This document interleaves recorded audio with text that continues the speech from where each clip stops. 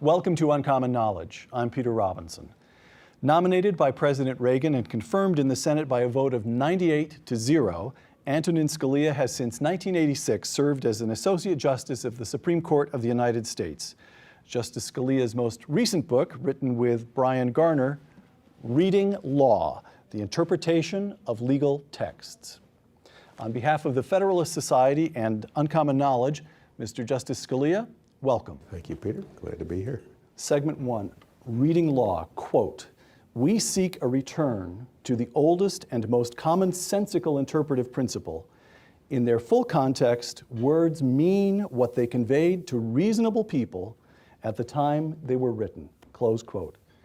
Mr. Justice, in this 236th year of our republic, why should it be necessary to devote more than 400 pages to a commonsensical principle? That's a very good question.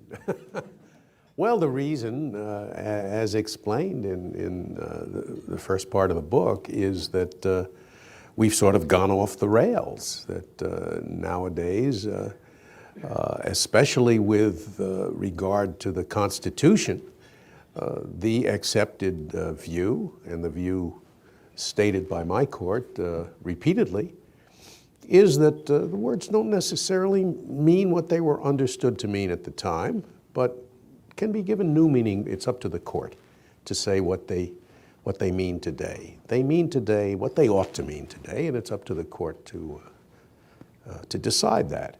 That's new, but you know, it all comes under the title, the living Constitution. The living Constitution. We'll get to that phrase. Yeah. But again and again, I hate it. You make that clear. Again and again, in reading law, it's like picking up cosmic background radiation from some distant cataclysmic event. A couple of quotations.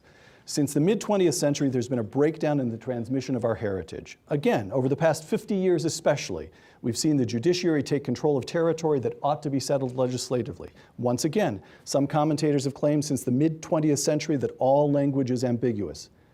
50 years ago, something terrible happened. What was it? What went wrong? Why did it happen then?"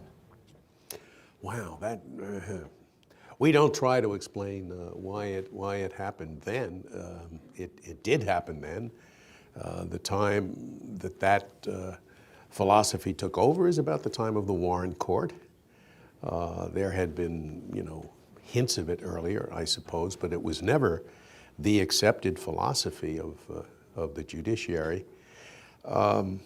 The living Constitution notion, the notion that all words are ambiguous, and it's really up to the court to give them meaning, is much more attractive to academics than it is to judges. And it's really the academy that brought all of this into the prominence and into the majority status that it now enjoys. So the court lags the academy? Yeah, I think probably. I think that probably there were law professors that were espousing these views before the courts adopted them. All right. Reading law, once again, the purposivist, did I pronounce that one correctly? Purposivist, yes. Purposivist, all right. The purposivist. Yeah, you have to have some word for them. I made it up. The purposivist derives the meaning of text from purpose, and not purpose from the meaning of the text. That's related to the living Constitution, or that's distinct? That's distinct. Look, there are two things that the book urges lawyers to be and judges to be. Number one is textualists. Okay, the point you just made is a point urged by someone who is not at all a textualist. He doesn't want to be bound by the text at all. And he just looks at what was the purpose of this text. And once he figures out, any purpose can be identified at an infinite number of levels, at the top of which is, do good and avoid evil. And depending on what level of generality you pick, you can make a very narrow statute into a very broad statute, because the broad purpose that it seeks is this, and therefore, even though the text does not specifically address that particular question, the question ought to be answered that way because of this text. That's a person who is not a textualist. He's a purposivist. Even if you are a textualist, though, and you say, yes, we're bound by the text, you can give the text the meaning it bore at the time, or you can say, and indeed many of the living constitutionalists, they say, we are all textualists now. Yeah, they all start with the text, Right. But they don't end with it. they don't end with it, and they don't give it the meaning it had when the people adopted it. That's especially important when you're dealing with a constitution, because a constitution takes out of the democratic process certain particular items. And you're tampering with democracy when you remove items that the people really never agreed to remove. The death penalty is a good example. I've sat with 4 colleagues who thought it was unconstitutional, even though it's absolutely clear that the American people never, ever voted to make the death penalty unconstitutional. When the 8th Amendment was adopted, the Cruel and Unusual Punishments Clause, the death penalty was the only penalty for a felony. It was the definition of a felony. Every state had the death penalty. So nobody could plausibly claim that the American people said no state shall have the death penalty. But I've sat with 4 colleagues who have taken that position and say the death penalty is unconstitutional, because it ought to be, because nowadays we ought to consider it cruel and unusual. That distorts democracy. It ought to be up to the American people to take something out of democracy, to take it away from, the Constitution doesn't require you to have the death penalty. You think it's a bad idea, persuade your fellow citizens and abolish it, as many states have done. But, to say that the American people rendered it beyond the pale of democracy is just absurd. All right. Segment 2, canons. Reading law presents 57 canons. I'm quoting. Properly regarded, canons are not rules of interpretation in any strict sense, but presumptions about what an intelligently produced text conveys. Would you explain that? Well, again, most of it is common sense. Let's Right. take, most of them are or many of them are so old that they have Latin names. One of them is inclusio unius exclusio alterius. When you include one thing, you exclude another impliedly. That's a fancy name for the negative implication. For example, when you say free credit, free loans for people with good credit, the implication is if you don't have good credit, you don't get a free loan. Right. Okay? That's inclusio unius, namely people with good credit. Exclusio alterius implicitly excludes others, those who don't have good credit. So in 57 canons, and a number of the reviewers make a point that I have a feeling you'll be able to deal with just fine, but they make the point that the canons represent extra-textual assumptions that you bring to the text. So Judge Posner says, he quotes you here, close up there, reading law, the related statute canon is not, this is you and your co-author, the related statute canon is not to tell the truth based upon a realistic assessment of what the legislature actually meant. The canon is based upon a realistic assessment of what the legislature ought to have meant. Those are your words. And then Judge Posner says, in other words, now I'm quoting his review, judges should impose right reason on legislators. Judges should, in short, clean up after the legislators. No, I wouldn't say that with respect. Look, we say early on that some of the canons, such as inclusio unius, are just common sense. They are just the way people understand language. Others of them, however, have some, social or legal backing, that there's a legal reason for them. And the one we just talked about, that you should interpret statutes to be harmonious, is one of those. You don't want to make a hash out of the corpus juris. And that's always been the rule. You don't interpret statutes to contradict each other if you can avoid it. Now, if you want to call that going beyond the text, I don't think so. I think that's anybody who enacts a statute should know that ancient rule and therefore should know that that's the way what they write will be interpreted. If they leave it vague, it will be interpreted to be conformable to prior statutes. So you've got Judge Posner and Stanley Fish in the New York Times. Stanley Fish is a layman, of course, not a judge. And you've got Little Robinson here. It's clear they're trying to find the distinction. It's clear that you bring you bring a knowledge of the English language to the text. Right. You state, and all the reviewers agree, that words have no inherent meaning themselves. You bring a knowledge of the English language to the text. Right. You can call that extra textual too. Yes, exactly. So that's sure. So Posner says, well, wait a minute. He says you bring a knowledge of English to the text. He says you bring 57 canons to the text. Well, that's what Justice Scalia wants to bring to the text. Justice Breyer may want to bring a few other things to the text. How do you draw the distinction between what is the assumptions that are in the service of the text and those that open the door wide to judicial interference or fiat? Some of them, as I say, are just standard manners in which people understand language, okay? Right, got it. And that's one whole category that the others can't complain about. Other ones are so traditional, they have been around so long, that anybody who's a legislator and writes a statute ought to know that that's the way it will be interpreted by the people and by the courts.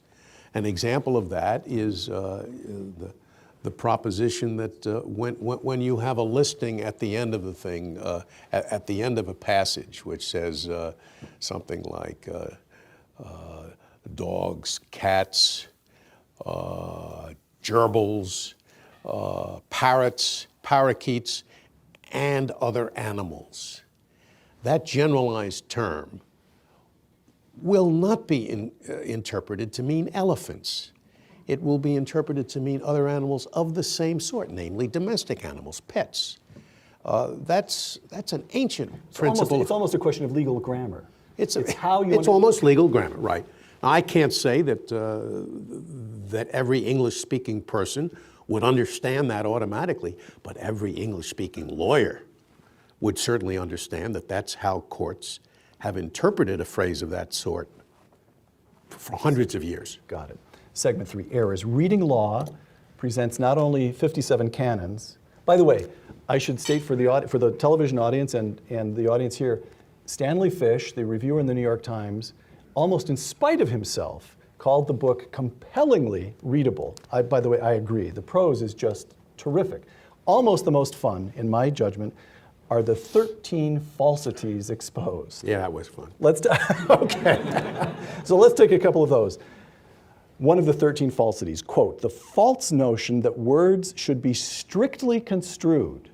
Strict constructionism, as opposed to fair reading textualism, is not a doctrine to be taken seriously. Close quote. Whereupon, I Googled Antonin Scalia plus strict constructionism, and you know what? A lot of people think you are a strict constructionist. I know. It is not a doctrine to be taken Shame on seriously. them. Explain that. You should not interpret language strictly, nor should you interpret it sloppily. You should interpret it reasonably. Strict constructionists give a bad name to serious textualists who say language should be interpreted reasonably. The First Amendment is the example I always give. If you were a strict constructionist, you would have to believe that Congress could censor handwritten letters, because all the First Amendment is that Congress may abridging the freedom of speech or of the press. A handwritten letter is not speech, it's not the press, so it can be censored, right? No. I mean, a proper understanding of the First Amendment is speech, press. It means there's a figure of speech called, I see a sail where the part stands for the whole. Yes, right. I used to know the name of it. Synecdoche? Synecdoche. Synecdoche. My God, that's brilliant. Did you have a Jesuit education? I did not, but I grew up in upstate New York where the English teacher just said think of Schenectady. Ah, I see. Yeah, it is. It's All right, so synecdoche. synecdoche. And I think speech and press are synecdoche, standing for the conveyance of ideas, expression, whether it's done by semaphore, by Morse code, by burning a flag, so long as it's your own flag. You're free to express yourself. All right. Another falsity, again, quoting reading law. The false notion that committee reports and floor speeches are worthwhile aids in statutory construction. Close quote. Mr. Justice Scalia, you have no interest. How much time do You we have have? no interest in probing the intent of a legislature. Well, yes. And, you will rarely find a court that does not say the object of the construction is to discern the intent of the legislator. They say that all the time. I think Aristotle said that. I think it's wrong. At least it's wrong in a democracy. We are, as the famous line from the Massachusetts Constitution says, a government of laws, not of men. We're governed by the laws that Congress enacts, not by the unexpressed intent of whoever wrote them. And if they meant up when they said down, that's their problem. Frankly, if the legislative history is utterly clear about that, too bad. We're governed by the laws. So that's point one. You shouldn't be worried about their intent anyway. You should be worried about what was promulgated to the people. That's what they're governed by. But secondly, even if you were interested in legislative intent, are you going to find that in legislative history? For one thing, in a multi-member body, it's very hard to understand what the intent was beyond the words that they all voted on. Other than that, they could have voted for them for very different reasons. Just because one or two of them say, oh, I think the language does this, the rest may not have felt the same way. So the notion that you can pluck statements from a couple of legislators or even from a committee report, which is usually written by some teenagers and not even Members of the Federal Society, if we're lucky. Not even very often not even read by the committee, much less read by the whole House, much less read by the other House. The notion that somehow is reflective of the intent of the whole Congress and of the president who had to sign the thing. I mean, it truly is the last surviving fiction in American law. There used to be a lot of fictions, you know. This is a fiction. You have to engage in a willing suspension of disbelief to accept that stuff. One last falsity. Quote, the false notion that the living Constitution is an exception to the rule that legal texts must be given the meaning they bore when adopted. Close quote. The argument, of course, is that the framers were wise men. They understood that they were constructing a document for the ages, so they left a little play in the joints. They permitted this thing to breathe, to expand, to adapt.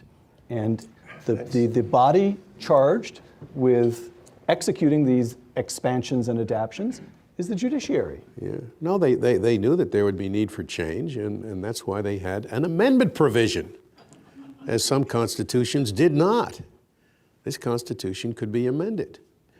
And if you listen to John Marshall in the Bank of the United States case, what enables the application of the Constitution to new situations that can't be envisioned by the framers is not the ability of the courts to change the meaning of the Constitution, but rather when the courts interpret provisions of the Constitution, they ought, as John Marshall said, to give those provisions an expansive meaning because they have to be used in situations that cannot possibly be envisioned now. That's the way in which the Constitution is expandable and flexible, not by being amendable through the courts. Has the political and legal culture evolved such that we amend the Constitution much too seldom? You mean the people, through the formal amendment. I mean, the court does it all the time. Well, I'm sometimes asked, if I would amend any provision of the Constitution, and actually the one provision I would amend is the amendment provision. It's very, very difficult to amend it, infinitely more difficult than it was when that provision was written. It takes a 2/3 vote of each house to propose the amendment, and then it has to be approved by 3/4 of the states.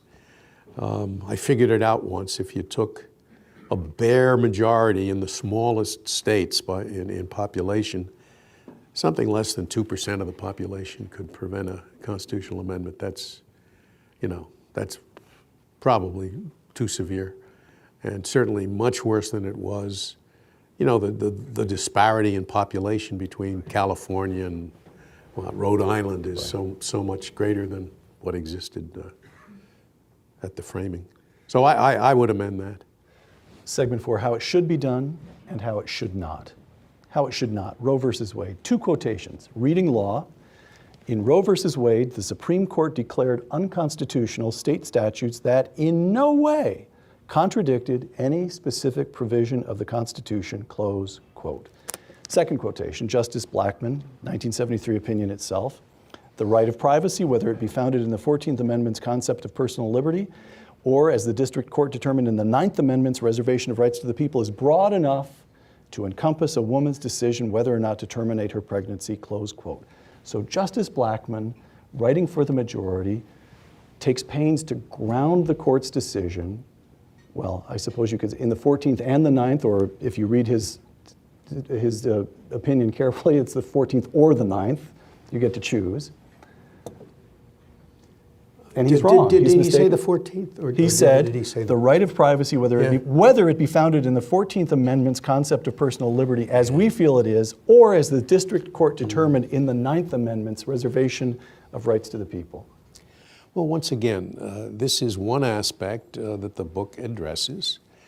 When you have terms in the Constitution that are not ambiguous in the sense that they can mean one of two things, but rather are general, so that they could cover a lot of things. You should interpret them not to cover the things that the people who adopted that provision did not think they covered. And, cruel and unusual punishments is one. Of course, those words could cover a lot of things, but it's clear from the history of the times that nobody thought that it included the death penalty. Nobody. And it's the same thing with this right of abortion, whether it's founded in the 14th or, the 9th Amendment, forget about it. Nobody ever thought that, just look at history. All the states had prohibitions on abortion for hundreds of years. So when was it that the American people made the decision to forbid a state from adopting such? They never did. They never did. The court made it up. And we're not talking about the right or wrong of the substantive result. I'm quite, neutral on that. The point is, who should decide? Should it be a question on abortion, whether people try to persuade each other that there ought to be, there oughtn't to be, and put it to a vote? That's fine. That's, if you want the right to abortion, create it the way most rights are created. In a democracy, you persuade your fellow citizens, pass a law. You want to abolish the death penalty, the same thing. But all of that democratic choice is taken away when the court is enabled to give vague provisions such as due process of law, equal protection of the laws, meanings that they did not have when they were adopted. How it should be done. 2008 case of District of Columbia versus Heller, in which you wrote the decision upholding the individual right to possess firearms, a decision that runs to more than 60 pages of very close textual and historical analysis. Reading law, quote, The Second Amendment did not say that the people shall have the right to keep and bear arms, or even that, quote, the government shall not prevent the people from keeping and bearing arms, but rather that the right of the people to keep and bear arms shall not be infringed. This triggered historical inquiry. So how does the history inform the reading of what strikes a layman like me as a very tricky text, that prefatory clause, comma? Well, that passage you read triggered, I said it triggered historical inquiry because the Second Amendment refers to it as though it were a pre-existing right.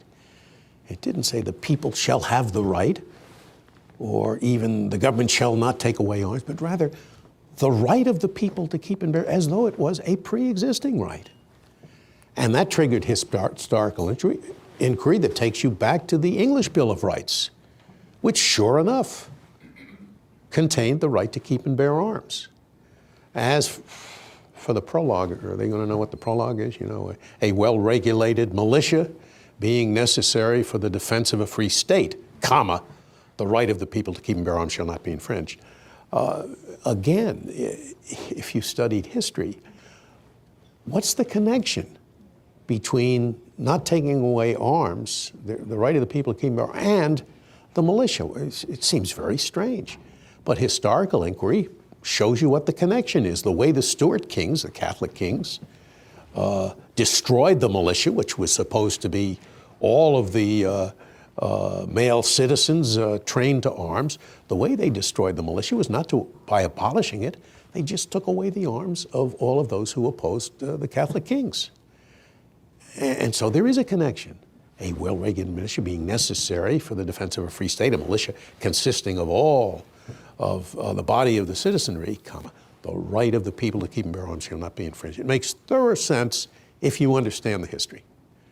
And without the history, you ask yourself, what is this guarantee of the state's ability to have a militia? What is it doing in the Bill of Rights, for Pete's sake? Why isn't it some other portion of the Constitution? Segment 5, forward and afterward. In reading law, your views are definite. For that matter, the prose itself just conveys a sense of solidity. But you include a foreword by Judge Frank Easterbrook that tosses a banana peel right into the middle of the argument. Quoting Frank Easterbrook's foreword, "The significance of an expression depends on how the interpretive community alive at the time of the adoption understood those words. The older the text, the more distant that interpretive community from our own. At some point, the difference becomes so great that the meaning is no longer recoverable." Close quote. So the Constitution of the United States slowly fading away before our very eyes. Well, I can't disagree with, I wouldn't have written that. I don't know why Frank wrote that. But it's Once you invited him to write the foreword, you were stuck? It's undoubted. Well, yeah, Frank's all right. He knows what he's doing. And he is as much of a textualist as I am. What he said there is entirely true. I mean, when you can't recover the historical meaning, of course you can't do textualism. But that's not the case with respect to the provision of the Constitution that I'm talking about. We know what the laws were at the time the 17th, the Bill of Rights was adopted in 1791. We know what the laws of the various states were, and those laws were unchanged, which shows that those people did not think the death penalty was forbidden. You make a contrary point in reading law, that when you first were elevated to the High Court, amicus briefs that included historical background were relatively unusual, and now they have become standard.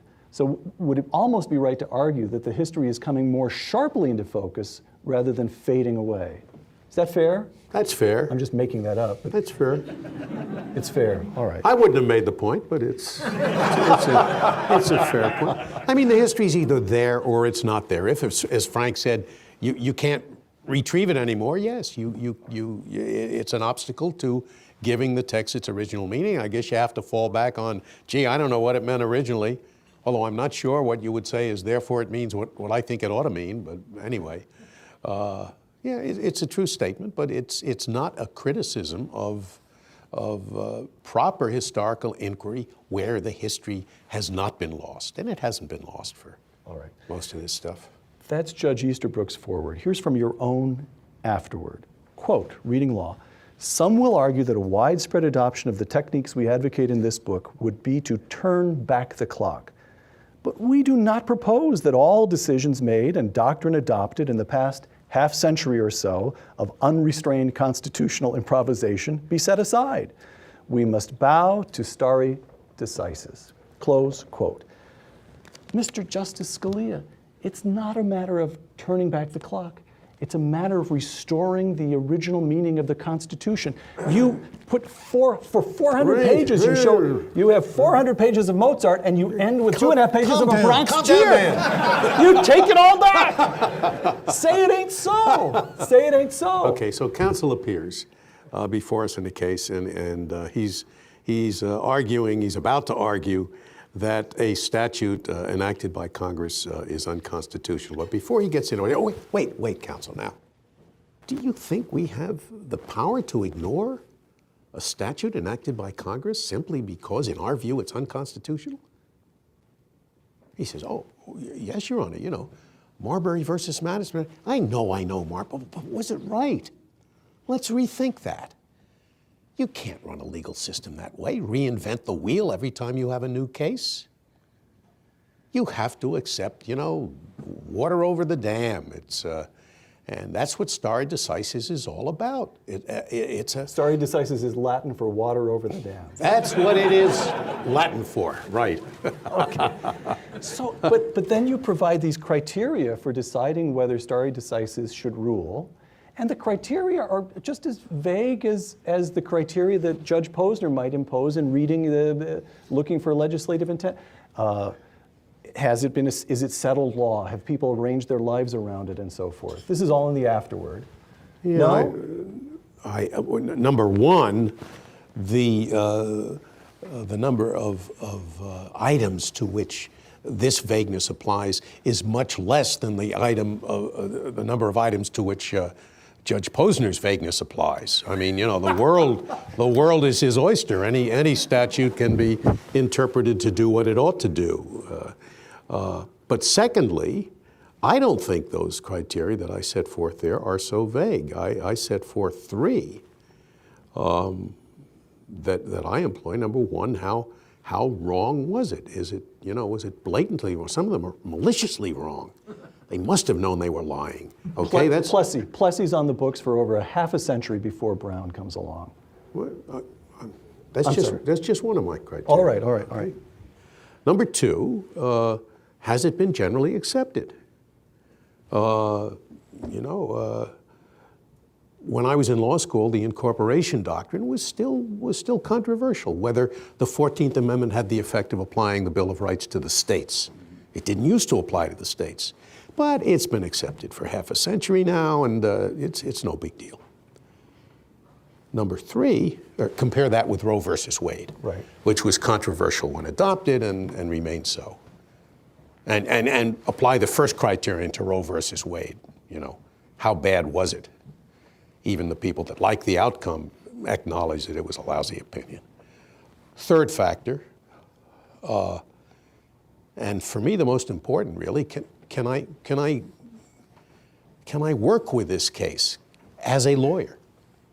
And again, the best example is Roe versus Wade. I don't know how to do Roe versus Wade. I'm supposed to say, does this particular state statute place an undue burden on the woman's constitutional right? How do I know whether it places none? I'm a lawyer.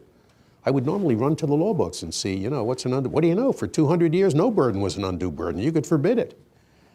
This is a policy judgment. I mean, you have a statute that requires so many doctors, so many nurses, so much expensive equipment, and it raises the price of abortion. And the issue for my court will be, does this place an undue burden? What am I supposed to do with that as a lawyer? You think we're going to talk about law? We're not going to talk about law. We're going to say, I don't think that's an undue. Do you think it's an undue burden? How many things? How many? 5 hands it is, 4 it isn't. I'm not going to do that. But, you know, those are my 3 criteria. I don't think they're very vague at all. And when I find that they strike out on all three, I don't adhere to the prior case. Final question before we go to questions from the audience. Reading law, quote, originalism does not always provide an easy answer, or even a clear one. Originalism is not perfect, but it is more certain than any other criterion. And it is not too late to restore a strong sense of judicial fidelity to text, close quote. So here's the question. This book, for that matter, your entire career, represents a sustained, determined effort at restoration. Are you optimistic? How's the project coming? That's an unfair question, especially after last term. I dissented in the last 6 cases announced last term, so I don't know. I don't know that I'm optimistic. The fight is worth fighting, win or lose. You know, Frodo in The Lord of the Rings. You sold your own. Look, the problem is that the other approach is enormously seductive. Even for the average citizen, it's seductive to think that the Constitution means what it ought to mean. It's a living Constitution. Anything I care passionately about, it's right there in the Constitution. You know? People used to say when they don't like something that's going on, they say, there ought to be a law. There used to be a comic strip that there ought to be a law about people playing boom boxes in the park and stuff like that. People don't say that anymore. They say, it's unconstitutional, if they really feel passionately about it. And it is even more seductive to judges. It's a wonderful thing to have a constitutional case, and you're always happy with the result because it means exactly what you think it ought to mean. Let me ask that last question in a slightly different way, but it's the same question. I was talking to a friend here at Stanford Law School who said when Antonin Scalia was nominated to the Supreme Court in 1986, in the legal academy at prestigious law schools, originalism was considered dead and gone. And now, if you don't have some pretty good originalists on your faculty, your law school is not to be taken seriously. And that is overwhelmingly the work of one man. Now that I put that You give me hope. You give me hope, Peter. Stay with me. Stay in my chambers. All right, we have some questions. We have some questions from the audience. We've made some progress. I will say that. Well, this is a Federalist Society that's sponsoring this event. It didn't exist. Questions from the audience. Is there a negative effect on the judiciary of the modern confirmation process? You were confirmed 98 to zip. Those days are over, aren't they? I think they are over. My explanation for why they're over is that I told you all this stuff really begins with the warrant court, or at least that's when this living constitutional philosophy sort of takes over. And I think it took the American people a while to figure out what was going on, maybe 30 years. But once they have figured out that the Supreme Court is essentially rewriting the Constitution, term by term, the old criteria for appointing and confirming judges no longer apply. I mean, it's fine to get somebody who's a good lawyer, that's very nice, and somebody with a judicial disposition, wonderful. Somebody who is an honest man, so forth. That's all very good, but the most important thing is, what kind of a new Constitution will this person write? Will he put in the things that I like and take out the things I don't like?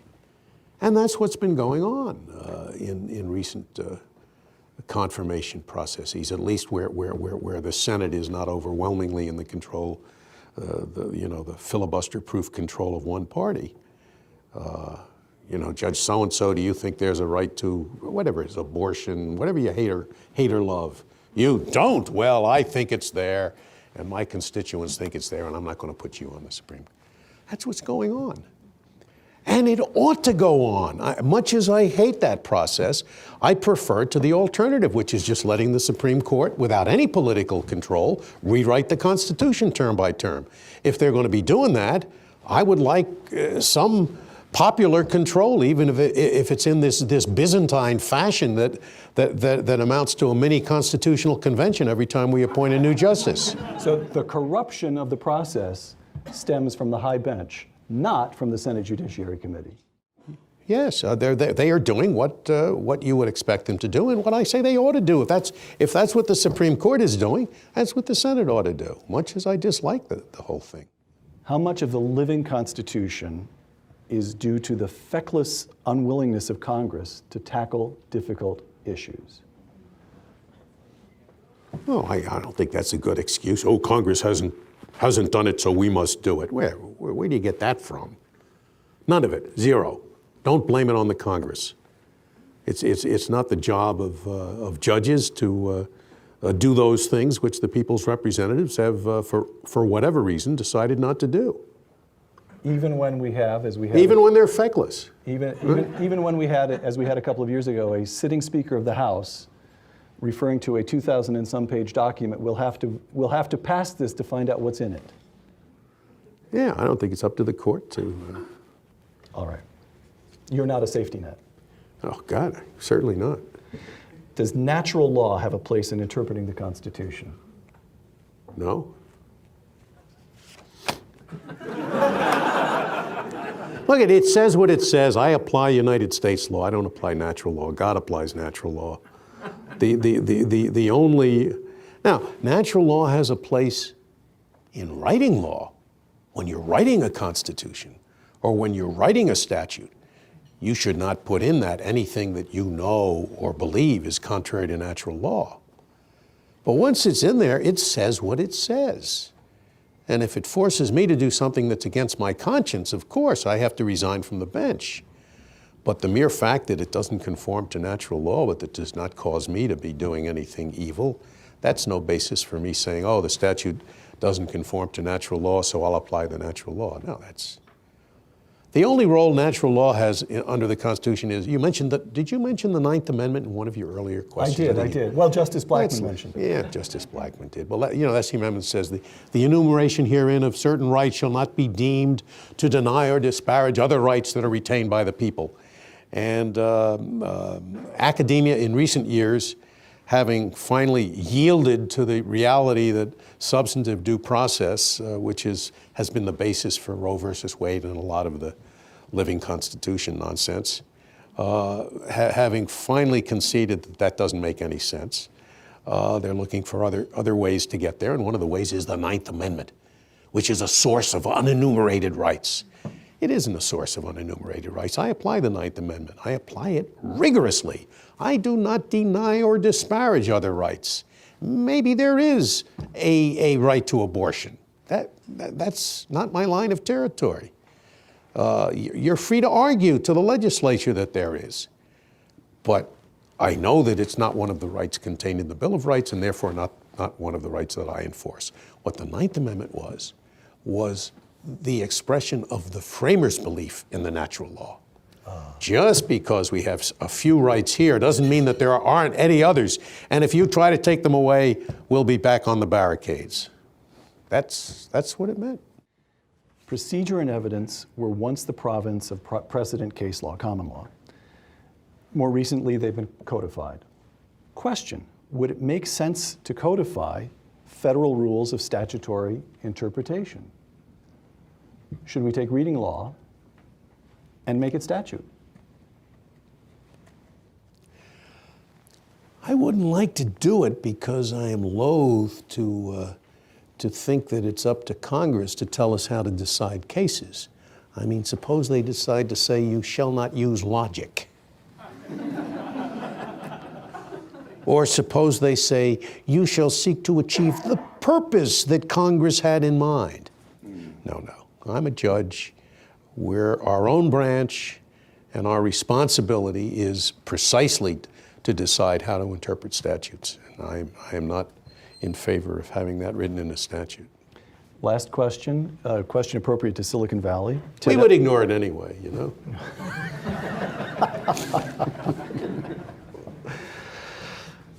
You know, I have to say, I know some of the students here at Stanford Law School who are in this audience, and they spend 3 years cowering before the faculty. And I've seen smiles break out a number of times, and I know exactly why, because you over and over again have given these people the back of your hand. It's refreshing to my young friends. If the First Amendment's text refers only to speech and press, you've explained that it doesn't quite. But how can you expand it to cover the internet without causing all kinds of problems? The internet is, I told you, it doesn't mean just speech and press, it means expression. The internet is one form of expression. The notion that an originalist cannot handle these new phenomena, radio, television, cameras. Of course, you envision the need to take the principles that you've applied to face-to-face speech and applied that to any new phenomena that come along. That is not the living Constitution. That's just applying the principles to new phenomena. Where the shoe pinches is where you're dealing with phenomena that did exist at the time. The death penalty, abortion, homosexual sodomy. To treat them differently today from the way they were treated earlier, that's a different question. And that's basically what the principle of originalism sets its face against. As to phenomena that existed at the time, the American people took out of the democratic process only what they understood to be taking out of it, and nothing more. Antonin Scalia, Associate Justice of the Supreme Court and the... You haven't talked about Brian, my co-author. And the co-author with Brian Brian's A. a Garner. great man. He's the foremost philologist in the United States, editor of Black's Law Dictionary. And portions of the book are identifiably Brian Garner's, for Pete's sake. There's a whole appendix on the use of dictionaries. You don't think I wrote that. And there's some, he says one of the things you have to know, I didn't know this, he said one of the things you have to know about dictionaries is what is the principle on which they decide what order to put their definitions in. And he cites an opinion of my good friend and colleague, Steve Breyer, which made a mistake because it used the Oxford English Dictionary. It used the first meaning as the most common meaning. And that is not the system the Oxford English Dictionary uses. They put the oldest meaning first and then come up to the new. Now, I would have made the same mistake, to tell you the truth. But that whole thing is brilliant. It's very useful. It also has, what are the definitive dictionaries of each era? Because you want to use a dictionary from the time. You don't want to use today's meaning for the 1700s. And he's good on all that stuff. Okay, let me hold this up to the camera Yeah, and try hold it up one again. more time. Brian Garner, down at the bottom. Brian Garner down at the Yeah. bottom. And seated next to me, Associate Justice of the Supreme Court and co-author with Brian Garner of Reading Law, Antonin Scalia. Thank you very much, Mr. Justice Scalia. Thank you, Peter. Thank you.